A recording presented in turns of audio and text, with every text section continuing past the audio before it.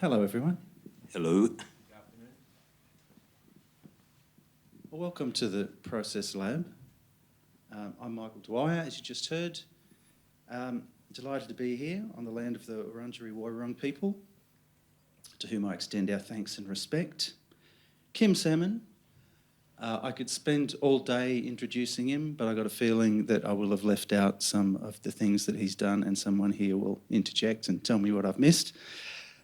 So suffice to say, Kim has travelled a long and meandering and many-pronged path to become a singular voice in the world of rock since his first teenage bands in Perth in the 1970s. The Scientists followed the Cheap Nasties, the Surrealists, Be Suburban, Darling Downs, plenty of others afterwards. He's also an exhibiting painter and increasingly in performance a raconteur. So I thought I'd touch on all of those things today, and we're going to try and leave it some time for you to ask questions of Kim too, if you'd like to. But Kim, we're here to talk about your process. Yes. And I'm guessing you have more than one. You'd be correct in assuming that, or guessing. So I thought we'd start here and now. What's the very last thing you created, and how did you do it? Very last thing was, it's a half-finished song with Tex Perkins that we got a show coming up sometime in the next few months, and he was texting me saying, let's write a song. And it was like midnight, and I was about to turn in, and I said, last time we did that, I was in a restaurant, and it turned into a song on the Last Beasts album called Your Honour. I was being very distracted at the on my restaurant date, and Maxine, my partner, was going, what are you doing? Just put it down, turn the phone off. But Perkins was relentless about it. He kept on coming up with these lines, and it was about the idea of being the Beasts of Bourbon being on the witness stand for, or being accused of crimes against musical decency. And I came back at him with sort of talking the way a lawyer would, and I said, did you not, by your own admission, use the dubious couplet of whatever it was, the dubious couplet? That's plenty of them. But so it just sort of turned into this fun session, and the next thing you know, it's on the album, and it's a rather fun piece. But I just thought, I referenced that, and he sent me these pictures, and one was something I'm rather phobic about. I don't want to say what it is, so but he would know that. But another one was a picture of me, but it sort of, I woke up I sort of thought, what the hell's he doing? I went to sleep, slept on it, and then woke up at 5 a.m, and just, I don't know, this song kind of came at me. It was very swampy, and I wrote the lyrics down on my phone and sent them off to him, and he thought it looked like a bit of fun, but I haven't heard what he's come up with yet. So it's kind of like we write by text when we do our collaborations. So that's a process. Okay, all right. But he had sent you some photos which somehow stimulated your imagination. A bit of some kind of psychoanalyst analysis going on there. Okay, and when are we likely to hear this song? Well, we're doing this show with the Fat Rubber Band, and this show I've got called Rooted, which is kind of, as you might guess, about kind of my relationship with roots music, because it's not something I'm usually associated with. It's generally, people think of me as post-punk or something like that. But I thought I'd do a show that was kind of lampooning that whole thing, but at the same time respecting it as well. Right, okay. All right, so that's the most recent thing, Untitled? That thing? Yep, so far? Well, Rooted. Oh, no, the song I'm talking about. The song. Oh, yes. Yes. Yep, Untitled so far. All right, well, all right. Stay tuned for Untitled by Kim Salmon and Tex Perkins. Let's go back then let's bookend this by going way back to the first song you ever wrote. Do you remember what that was, and do you remember how it came to you, how it came about? Was it the result of some kind of training, or was it instinctive? Well, that's funny. I was very unsuccessful at trying to write songs when I first started when I was about 16.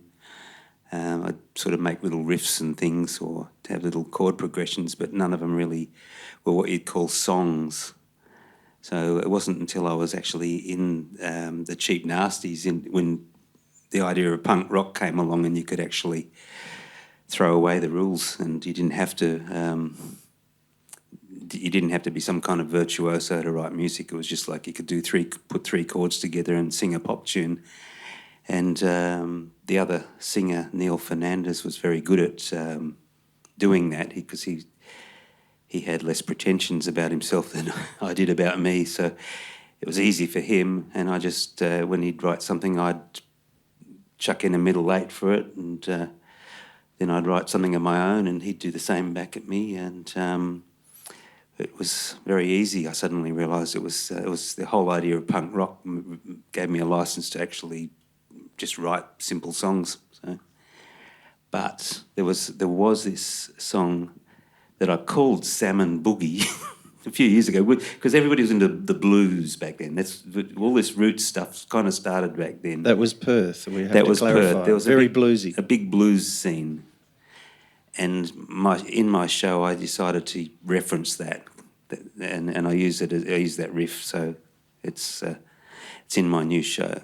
So it did last eventually. And what was that song? Do you remember the very first song? I think it was Vegetation was sort of Neil wrote most of it, but there's one called Cheap and Nasty that I wrote with. I had an AC/DC style riff. And I wanted it to be called Cheap and Nasty, and Dave Faulkner was in our band for about a week, and he wrote some very sordid, smutty lyrics, and so he wrote the lyrics, and Neil wrote a sort of a chorus. So I wrote the verses, as in the chords, and sung them. So that was probably the first real effort of songwriting that I had, Cheap and Nasty. Right. And from previous conversations we've had, I know that when you got kind of intentional about music, it was a vibe you were chasing. It was a feeling, or a sound. Yeah. Can you give us an example and sort of trace that a little bit? How do you get into that zone where you're plugging into what you want to get down? Well, I think punk rock was a big key for me. And it is because songwriting for me was never about I've got to express some idea lyrically. That was never really how it was for me. It was always an idea of a sound or a concept or something. It was sort of like punk rock came along and it was primitive and wild and kind of stupid, and I just thought, this sounds like rock and roll. I want to do this. So we'll need some music for that. And all through my career, I've sort of thought, I like the sound of that. I'd like to do something in that vein. So it'd be like something appeals to me, and I'd try and do that or take it where I could take it. So it was never about, I've got, I have this poetry in me that I need to express. It was never that way. I enjoy writing lyrics, don't get me wrong, but it's where they take me, I guess. You were once quoted as saying that you wanted to be deliberately dumb. Like you wanted the songs to be kind of stupid. Deliberate, yeah. I can't help it. Well, that was the punk rock thing. Yeah. I think that was the appeal of it, that it was raw and basic, and that anybody could do it. I think that was what appealed to me about it. So I think I've maybe moved on. Yeah. Well, some of those early Cheap Nasty, certainly Franny Romantic, for instance, James Baker wrote those lyrics, I think. Yeah. Was that the way that it worked in those days, that you were receiving lyrics from him? That very much is the case. He would say, because he was a drummer, he said, "Oh, I've got a song," and he was quite rhythmic in his singing, but completely atonal, like he's tone deaf. So he'd sing something, and you'd really have to guess as to what it might actually be that he was trying to sing. It was, I had the rhythm, the phrasing, but I never knew what he meant. And I would sing a few ideas, and as soon as it sounded good, he'd say, "Yeah, that's how it goes." So we had a bit of a combination there, a good songwriting partnership. It wasn't necessarily the way I wanted to go. As I've just been saying, I was attracted to the minimalist primitivism of punk rock. James had this sort of, what do you call it, retro look at the 60s kind of thing, and he was into the idea of all the songs had to be about a girl. So he had a song called, the first one we wrote together was called Pretty Girl. Then he said he wanted to write a song called That Girl, and then there was another one called Kinda Girl. And then his piece de resistance was Girl, which went, "Girl, I want you now. Girl, you know how. Girl, come on now." It was that sort of caveman thing that appealed to me. It was like that was that, more of that being stupid. But that was how we wrote together. So Frantic Romantic and all of those songs that we had then were done in this using that method. He would sing something, and I'd guess what the music was, and then I'd arrange it, and then we'd take it to the band. We've also talked about how different musical combos would kind of become your muse, that you would find you would hear a sound and that would sort of inspire the song because you wanted to write something which furthered that. That was definitely the case with the Mark II version of The Scientists. It was, we eventually had to fizzle out in Perth due to lack of interest, and James and Ian, who were the other two members at the time, well, there's James that we know, but that's all we had, just the three of us, and they'd come around to my place one day saying, "Oh, we can't do it anymore." Eventually, the band regrouped in Sydney with the original bass player, Boris, who persuaded me to do this, and James wasn't available because he was in the Hoodoo Gurus, so I didn't have a drummer to write lyrics for me anymore. And we had Tony Thulis, and he was this amazing guitarist, and we got into a rehearsal room, and the sound the band made was really astonishing. It was probably largely to do with Tony's incredibly, he's an amazing guitarist, but I had that whole sort of agenda about wanting to be minimalist, and the drummer was right into the Stooges, and Boris was he had the same ideas too. So we had this different sound, and it was kind of the sound and the band's look that evolved over the course of 1981. It just kind of grew its hair and, wore really tacky op shop threads, that because the op shops were all shopped out. All the 60s stuff was gone, so all there was left was 70s stuff that nobody would touch, so we'd go for that. And but the band had this sound and look, so it was up to me to try and write for it. And I think the first song that I kind of came up with for that was a song called Fire Escape, and I really didn't know what I was doing with songwriting. I just so I chucked fire around and fire escape and being at a party and getting wasted and being lost, and it all sounded like the right thing to write about. And I put the doomiest chords together that I could find, and it's funny because I didn't know what I was doing, but I look back and think, it was actually, I still play the song. It's, I like it. So I wrote another one called "Set It on Fire." There's a lot of fire was my thing. Yeah, sort of. Maybe it's that whole primitive man thing. Would you like to play that one for us? It was Set one It that on we talked Fire about earlier. or Fire Escape. Well, either Yeah, Fire Escape. I'll do Fire Escape. Yeah, thanks. Yeah. Okay.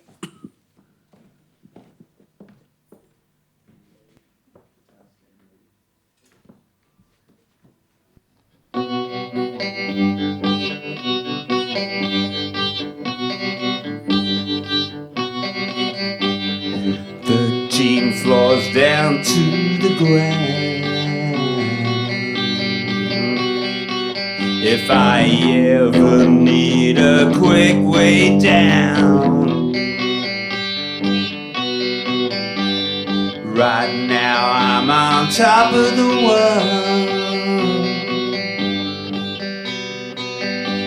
I can see the end of the world from my fire escape. I'll take the fire escape. I want the fire escape. Be my fire escape.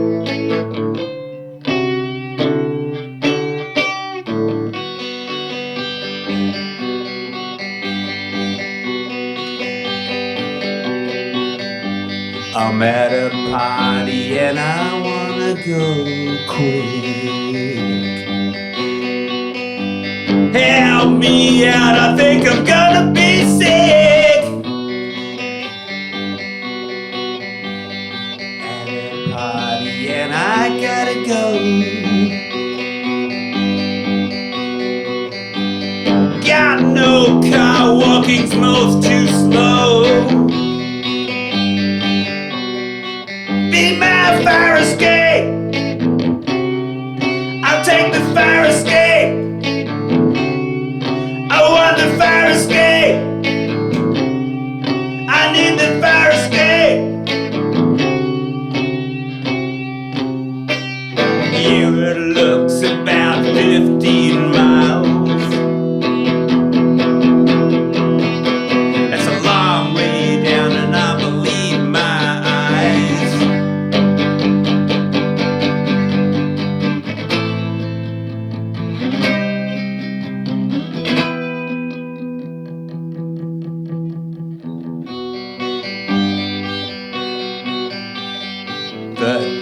Floors down to the ground. If I ever need a quick way down, right now I'm on top of the world. I can see the end of the world from my fire escape. I want the fire escape. I need the fire escape. I'll take the fire escape. I want the fire escape.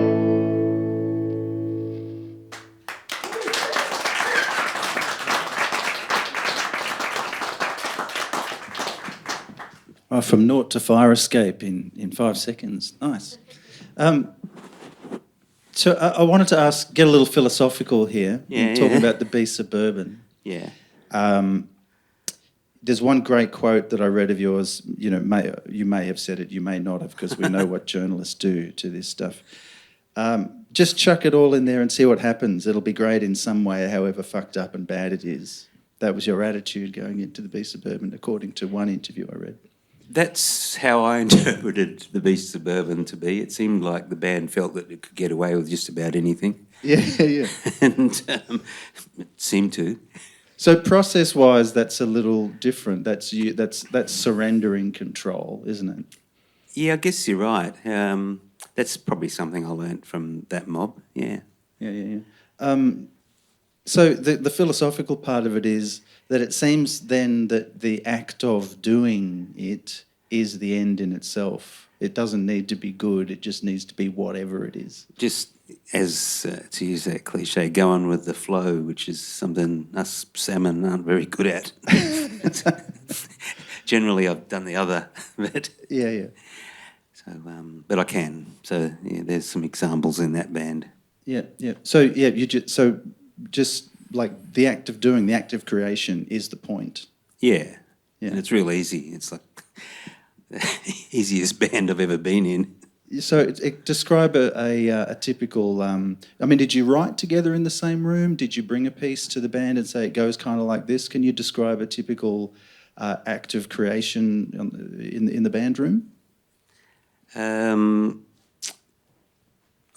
It'd be like Perkins. Somehow remember the word black milk, even though everybody else has kind of come up with that title. It's one of those ubiquitous titles, but it came up in the band room. In the van. Somehow he said, "Oh, it's black milk or something." I don't know, and then he says, "Oh, hang on, there's a song there," and he just came up with it, and it just seemed that it was a sort of a a lot of the songs seem to be kind of like potions, and some of the titles were, like Axeman's Jazz and Sour Mash. It all seemed to be kind of like A cocktail bar menu. yeah, well, cocktail. I mean, I was more thinking of a witch's cauldron type thing, but it had that sort of voodoo vibe going on. Mm-hmm. So that seemed to be a bit of how it worked there. Did you share that? We've talked also, and most of us here would know about your obsession with the swamp. Was that something that was common ground with these? With me and musos? Perkins, it was for sure, because he says that he comes from a place called Boondall, which is apparently an indigenous name for swampland. Right. So yeah, we had a band going there for a while called Salamander Jim, so it was sort of very swampy. Yeah, yeah. So there's a learned process when you're songwriting. You know about chord progressions and stuff like that. There's a certain intellectual thing that you apply to what's going on. Yeah, well, I've had to learn it pretty quick smart because I teach music. Yeah. I've done that for the last 10 years. So. So you just crammed on that just before your first class? Yeah, pretty much.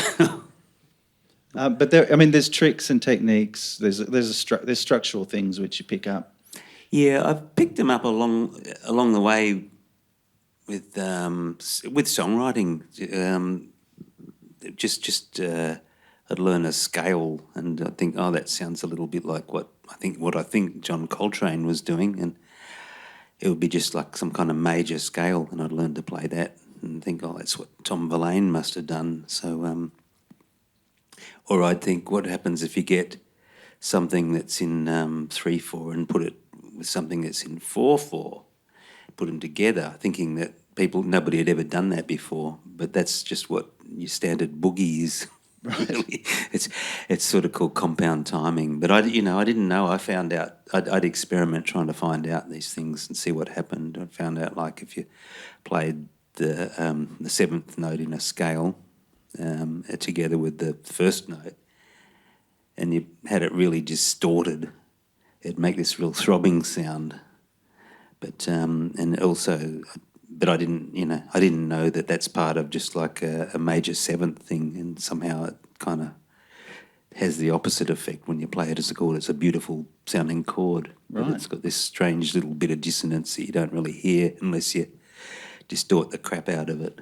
Wow, that sounds like science. It is. So there's structural parts to your process, and like the gradual accumulation of that sort of wisdom.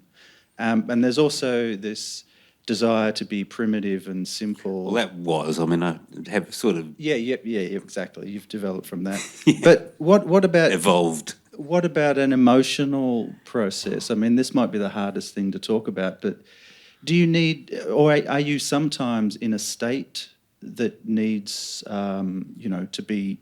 whatever, catharsized? Not that that's a word, but you know what I mean. Yeah, I was just going to say that. Does emotional impetus have a part in your process at all?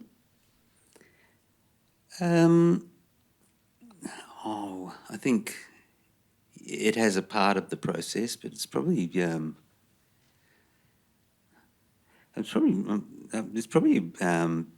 that I get excited about it. You know what I mean? I get excited about where it's taking me, and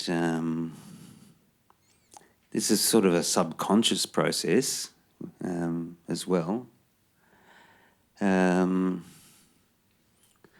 But as to whether I don't know. They're probably a bit of a cold fish, really. I think often it's an intellectual idea that I want to explore, and maybe the emotional parts in the delivery of it, and the excitement of exploring it. I think that's where the emotion comes in. Right. Can I, just to push that a little bit further, can I tempt you to think of a song which has got a particular kind of emotional core for you? Well, there's one called "You're Safe with Me," which is on my script album, which is 2000. I would have written in about 2014. I remember I was lying in bed, and I was probably thinking of my daughter, who was in the next room, you know, asleep, and the song was called "You're Safe with Me," and I think that was it was just a nice song about wanting to keep my kids safe, I suppose, or it was just that the idea that somebody could, you know, I could be protective. I think that was sort of I guess you'd say that was an example of an emotional thing. I was thinking of that album actually because I met you around that time, and I think it was quite a vulnerable period. So presumably, yeah, there would be quite a bit on that one because it was sort of I'd come out of a relationship and I'd just kicked being hepatitis C positive, so I'd gotten rid of that. I'd gone on the treatment, and before they had the modern one that they have, which is a lot less hard on you, I was doing the interferon thing that had me kind of crawling up the walls in anxiety for 6 months. wow.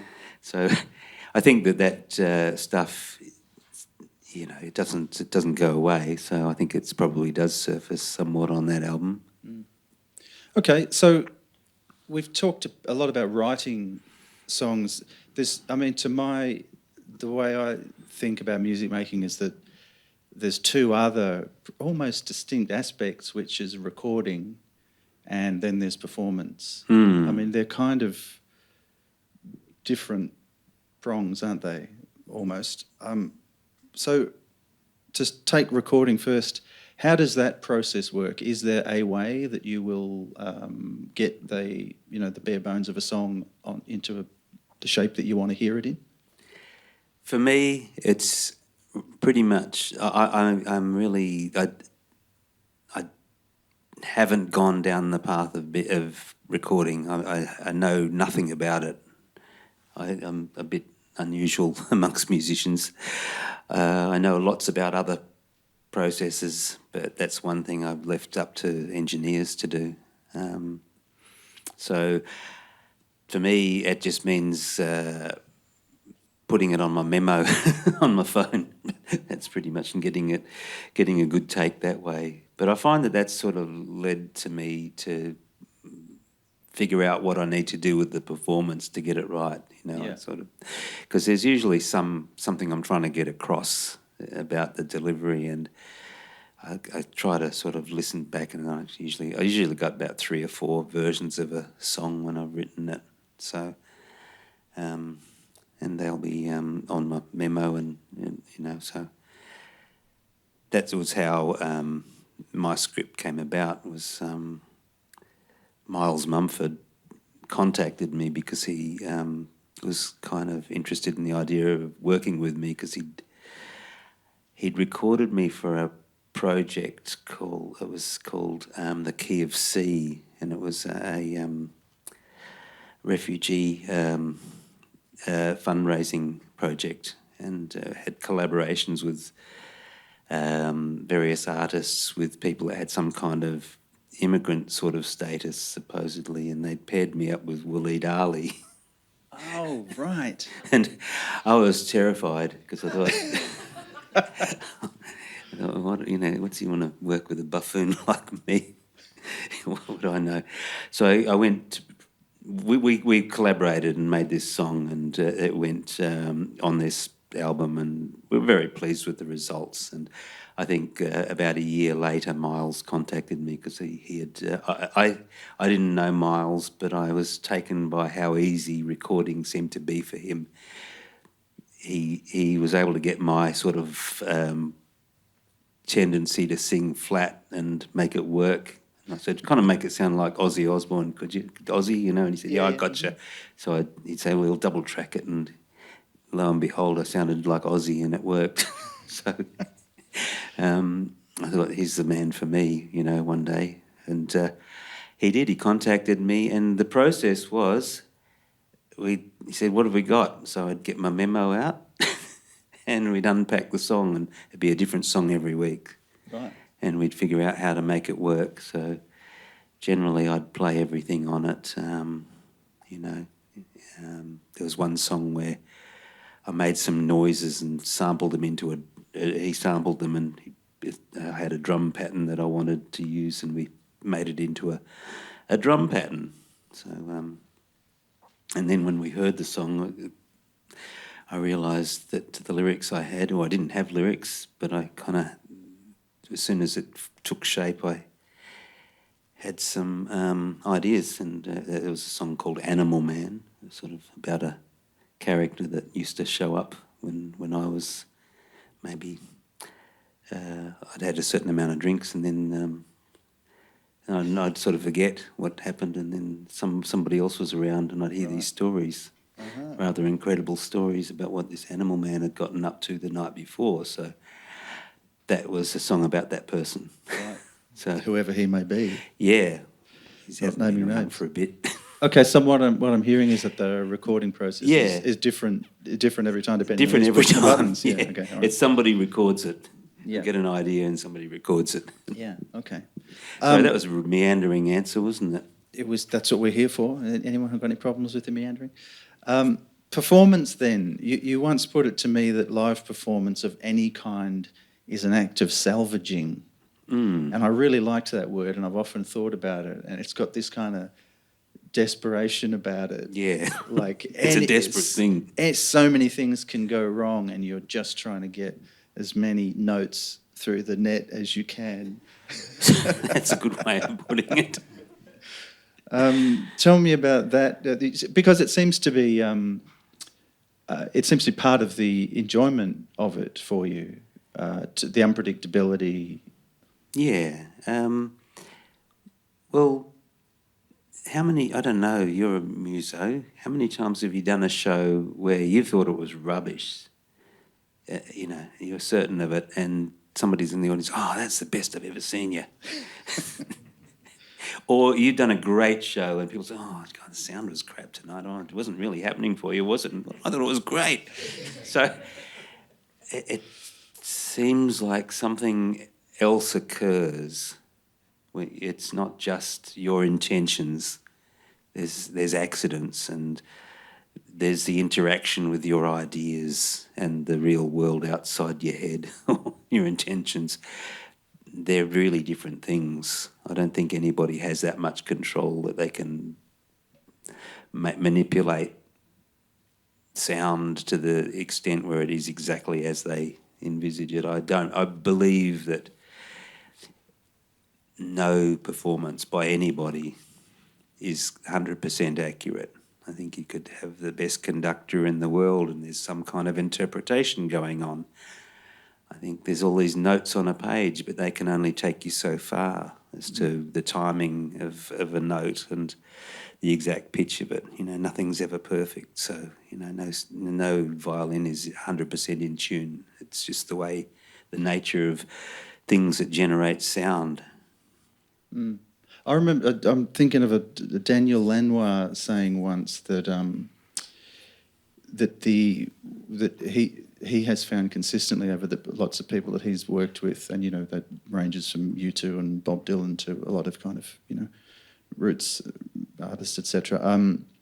That the best takes are the ones where everyone zones out and they sort of forget what's going on. There's never any times in the studio going, oh wow, this is really working, this is the one. It's always later when he goes, oh, what happened there? So it's almost like there needs to be a surrender to the unknowable for it to be, resonate on that level. That's for Daniel Lanois. I don't know. Phil Spector had a thing where he'd wear everybody out to that point, where until there was no personality coming out of anybody other than his vision, which is maybe Daniel Lanois was more of a a fascist than he wanted to let on a bit. Yeah. How are we going for time? Are we good? Oh wow! Okay. Look, forever. We better. Time's really going slowly. No, au contraire. Kim, do you want to do another song for us? Oh, what would you like? What would you have me do? Well, I was kind of enjoying listening to Loose Ends, but that might be a bit.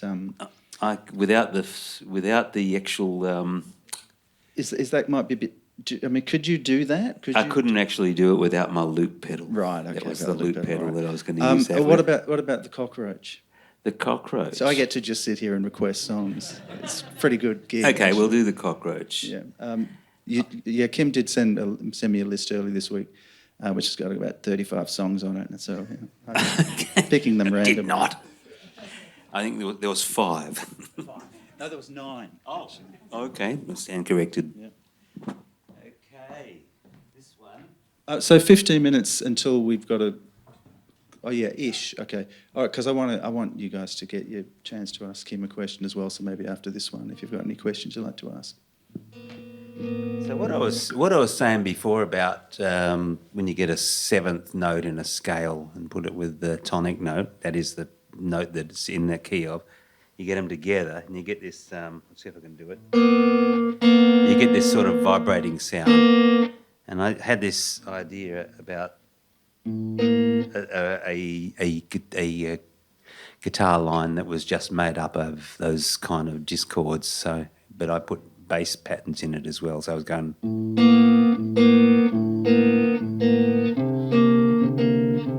And I had some other chords that went.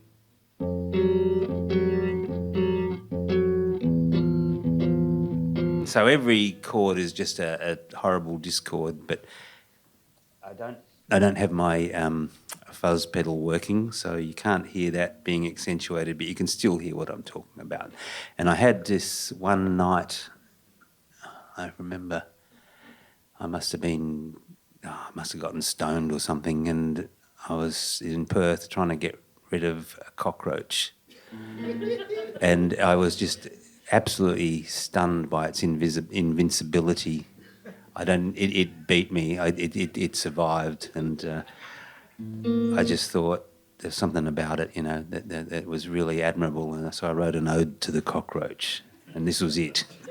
It just fit perfectly. It shoehorned into the this bunch of discords, so it seemed quite perfect.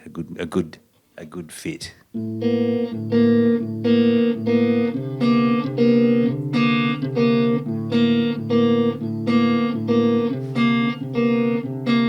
I let nature provide, and nature has provided some people, so I let them do my thinking. They can build me a home. I may not like their cooking at first, but I can learn how to eat it. And when they get round to poisoning each other, I'll have this whole place to myself. And I'll have learned how to live in it when no one else can. I'll have this whole place to myself because I am the cockroach. I am the cockroach. You can look up to heaven. You can look for a sign. You can look where you like. But I'm the ultimate design.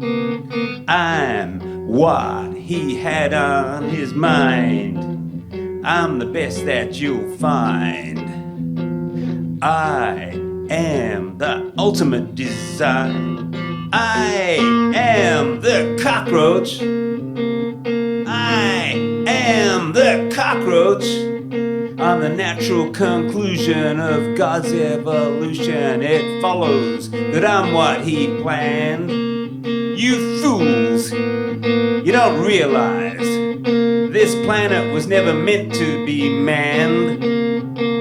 But I'll have learned how to live in it when no one else can. I'll have this whole place to myself because I am the cockroach. I am the cockroach.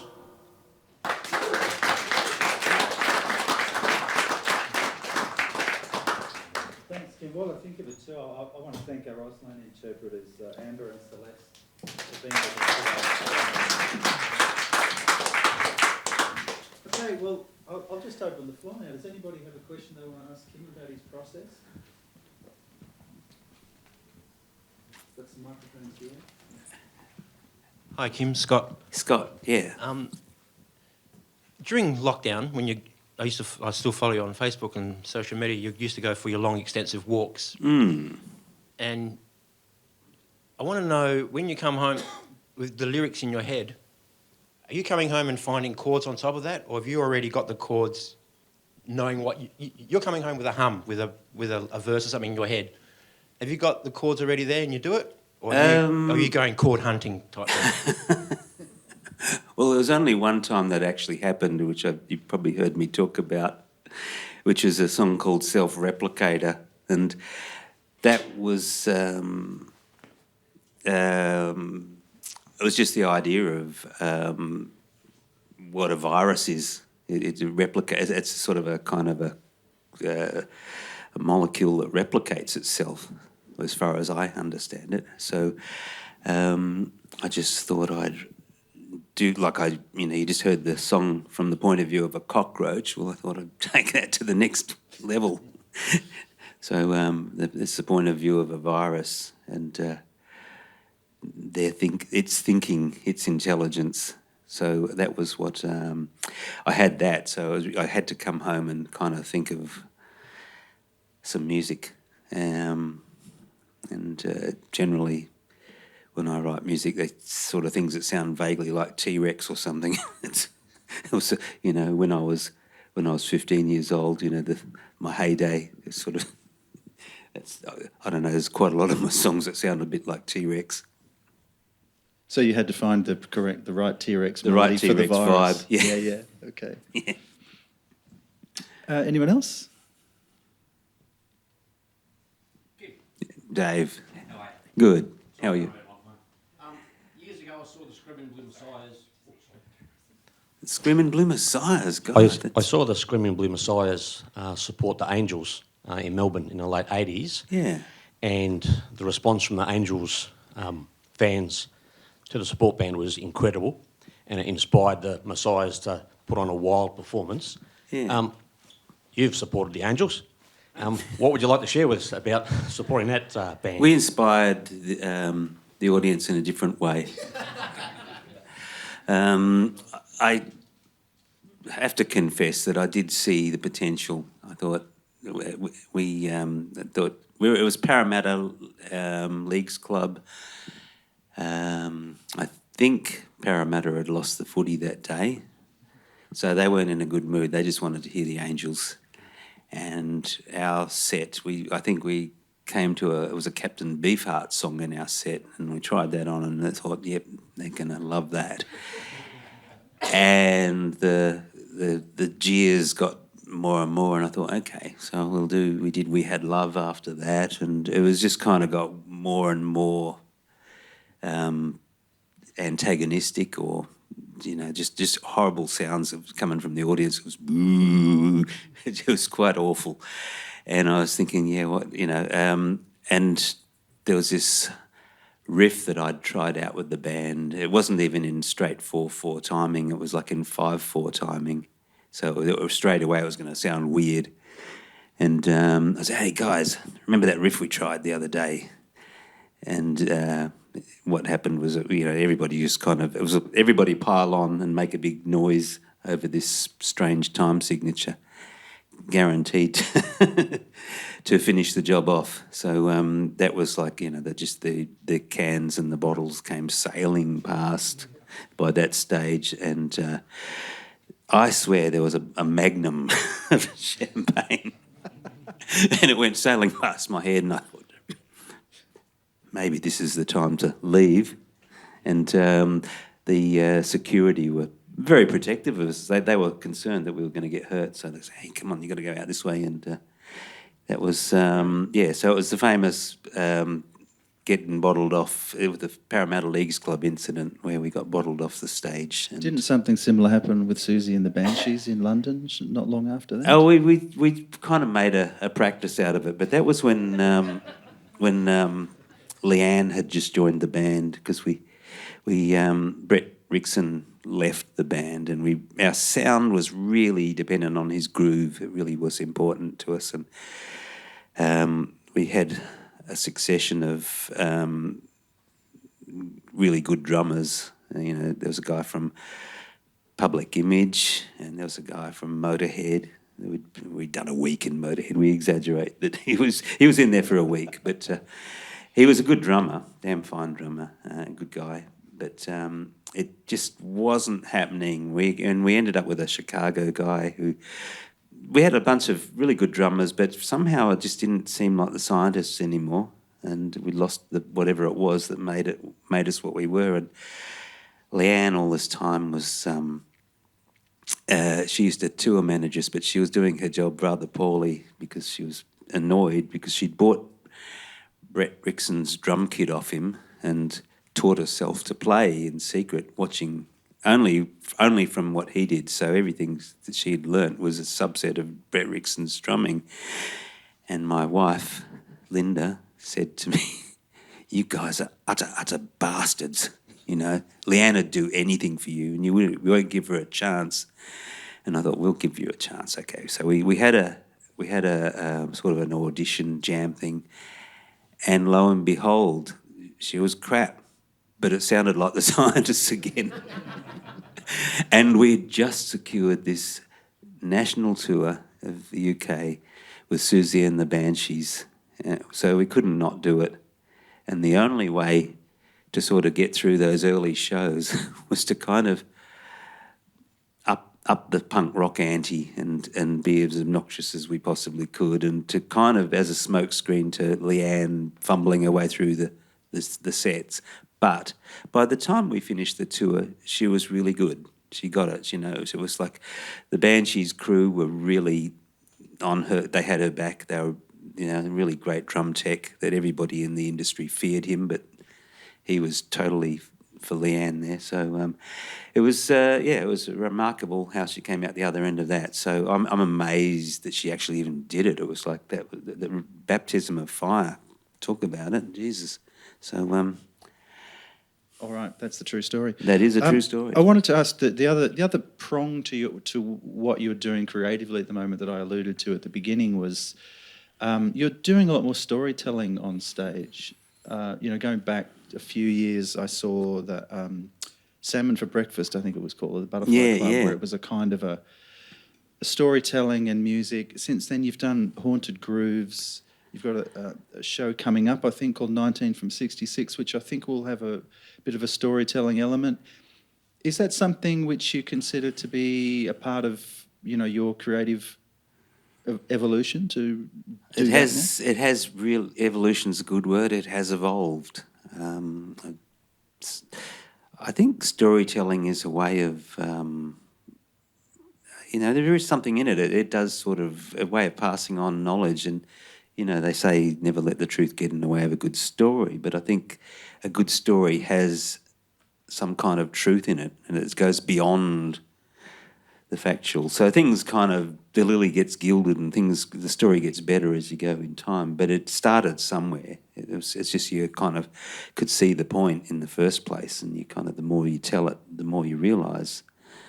So back in the early days, nothing had really happened to me. So not like, you know, when you get to like 66, a few things have happened. So you've got a few things to tell, and you've seen stuff go on around you, and you know, fairly sometimes unbelievable things. So, but they all contain some kind of element of truth and some pearl of wisdom in them. So, I think that's what we're alluding to here with that storytelling. And the other thing we should touch on is I mentioned that you're an exhibiting painter at the beginning. I just wanted to touch on, you know, your visual arts, which just seems to be kind of occupying more of your time, would you say? Yeah, Late?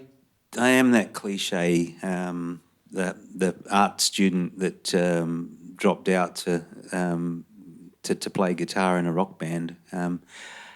I was obsessed by art and into being an artist long before I even really knew much about music. As a little kid, that's what I did. It was, you know, the art class had come along, I'd be really happy about that. And kids were always getting me to do their drawings until the teacher finally said, "Don't just get Kim Salmon to do it," because Kim Salmon would always do something like make the kangaroo have rabbit ears instead, and, you know, do things like, you know, because let on, you know, wreck their drawing for them, because I got so fed up with it as well. But I loved drawing. It was a way of me looking at the world, painting and drawing. You know, I sort of that it was like a conversation for me, because I was a pretty that other cliche. I was a loner in school. You know, I didn't really, you know, I had a couple of friends, but not many. I kept to myself. So I sort of had my conversation with the world, with myself, and the lines and the paint and the lead pencil or whatever. So I did that thinking, you know, when I went through high school, thinking I was going to go and study art, and I did it for a year. And what happened was, I think I'd never really thought about it other than what I just said, the process of having this conversation with myself. But once I was actually in there having to produce art all the time, suddenly I thought, hang on, I can draw, but can I can I actually, you know, have I got anything to say? And I started having doubts. And that's when punk rock came along, it was like, oh, that's actually, you know, I kind of rejected art and went out and had my career. And I've kept my hand in, but not really done anything on a big scale. So, but I have done it all along. So eventually I came back to doing it, you know, and, you know, that thing, nothing scarier than a big black and blank canvas. Anyway, I can see some people they had their hands up here. You with the... Yeah, I'll speak in English. Yep. Kim, there's a couple sort of parts questions I want to ask. The first one is, where was the weirdest place you ever played at? Sorry, pardon? Where's the weirdest place you ever played at? The weirdest place? Yeah. Oh, God. It's all weird, mate. I'm just trying to think. There probably have been, and I can't even remember. You know, I remember playing on the back of a truck in the middle of winter in the snow, somewhere in the Alps somewhere. I don't know if that's really weird. That's just unpleasant and the elements. Played on the Melkweg, which is it's a boat. I've done that a couple of times, but that's not really weird, is it? Playing on a boat, you know, on a barge, whatever you call it, in a canal. Maybe on the U2 stage, that was a weird place. Yeah, that was weird because you look at the size of the stage they had, and we were only this little three-piece band, and we had a new drummer, and he had one of those Sims drum kits. So they're They don't have any depth. It's a two-dimensional drum kit. And there wasn't enough room. They wouldn't give us enough room so that we could stand in a proper configuration, this little three-piece band. We had to stand side by side right on the edge of the stage. I think that was pretty weird, a weird situation. This was the Zoo TV Yeah, tour, Zoo to put it in TV. like one of the biggest stages ever built, and not enough room for And they couldn't give us any more than a couple of feet. I say in the first part of your career, certainly the first half, you would have played nearly all of your shows with analog sound systems, and in the last 20 years or so, you would have played with digital sound system. Which ones do you prefer? Obviously, technology helps. Sound has gotten that much better, so I'd have to say now. But there is something about the old memories. I mean, we didn't even used to have monitors. It'd be a little column PA system that was on the side. So you really, my voice is what it is from not being able to hear it and shouting the hell out of it. So that's the voice I've got because of not being able to hear myself. Thanks, mate. I think are we about wrap up time? I mean, yeah, I could be here all day, but Yes. Yep. Dev? Kim, Debbie, when you were singing Cockroach, I was sort of laughing to myself. It's a funny song, but we all here, we're the cockroaches because we're still alive. Sorry, what? We're the cockroaches because we're still alive, but you've had a lot of sadness in your life with a lot of friends and musicians passing away. How has that affected your have you written songs for them, or have you put that sort of sadness into some of your work? Well, in a way, because I have a show that I developed called Haunted Grooves, which is what I do is I read out of a book. I tell a story about each of the people that I've collaborated with, because there has been, as you say, a few people. It goes way back beyond Brian Hooper and Spencer Jones and Tony Polar, though. It goes back. I mean, the wife that I mentioned, Linda, she collaborated on one of the Scientists songs, on the song, one of our best known songs. It was Blood Red River. She wrote lyrics for that. She passed away not so long ago, well, back in 2013. So there was Brett Rickson. He passed away. There's another drummer. Actually, two drummers from the Scientists, three drummers from the Scientists who have passed away. So it's I won't. Yeah, there's an obvious joke about that, but we will leave that. So that show is a show sort of paying tribute to these people that I've collaborated with that aren't around anymore.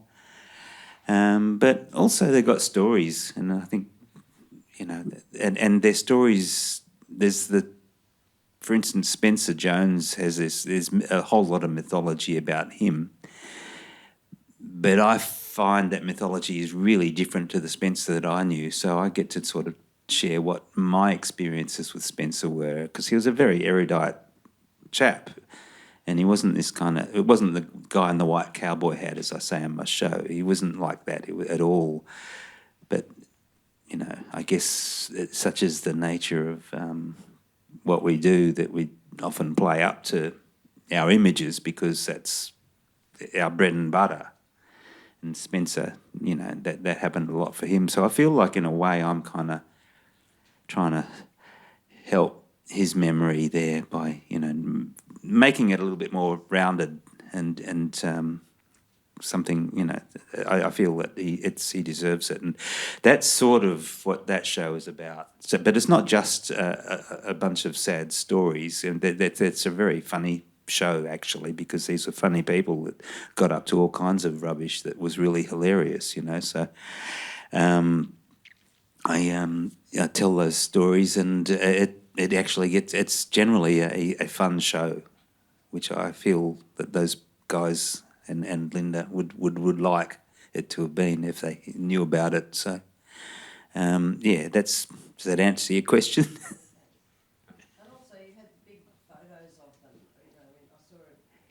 Oh yeah. Yeah, that's right. I mean, in many ways, they're still around. You know, they've left their stories, they've left their kind of, they've left stuff behind, and it's, you know, they're present in many ways. Yes.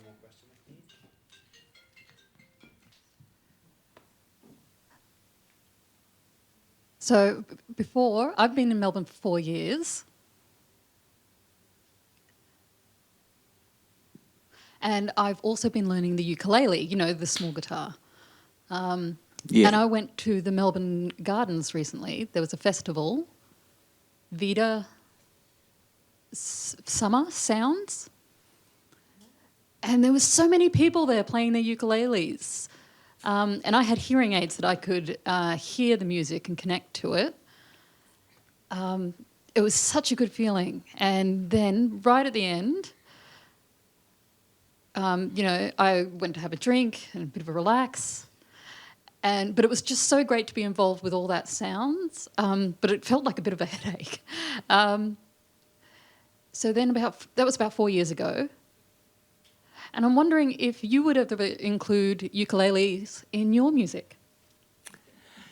I hadn't actually thought of it, but that doesn't mean I wouldn't do it. I'm just trying to think, because it was a very there was a real trend for, well, not a trend, but there's a lot of ukuleles. It's kind of come into vogue, and I don't know. I'm not one for following trends. Not saying you are either. You know, it's great that you actually were able to connect with, in this such a great way. I don't know. I got a story about some people who were hearing impaired at a show many years ago. And it was a band called The Victims. They were this punk rock band in Perth. And they were so loud, and there was a table of people who couldn't hear properly. They were really into this band because they could feel the band. It was sort of like they, and we were wondering what the hell's going on here, and because they were all signing each other, and we realised, oh, they like this band because they can feel the band. So it just made me think of that. But you're talking about being part of a big sound, you know, with a whole lot of these little instruments, you know, making a big sound. It's kind of quite a lovely sort of story to hear. And what Kim's conveniently forgotten here is one night about, Oh, yes. I don't know, He did. 7 or 8 years ago, I convinced him to get on stage with my ukulele ensemble. And we did a few songs. But I didn't play it. I guess I incorporated. Yeah, that's right. I yeah. wouldn't have said that I was your backing band and I was incorporating the ukulele. I thought That's how it felt for us. Oh, We played Iggy Pop's "Lust for Life" on ukulele. yes, that's true. Actually, so totally. It's. I absolutely have, and I was quite astonished by just how much accuracy and detail there was going on. You can't be expected to remember all the bands you've played with either. But Do we have any more questions? jeez, I'm so sorry. Okay, well, I guess we'll wrap it up. Kim, thank you very much. Always Thanks, a delight Michael. to talk to you. Thank you you, very and much you. to the Process Lab here. Is it a part of the Australian Music Vault? Is that correct? Yeah, it's the Australian Music Vault and Arts Centre Melbourne's creative learning team. All right, thanks very much, everyone. See you Thank next week. you.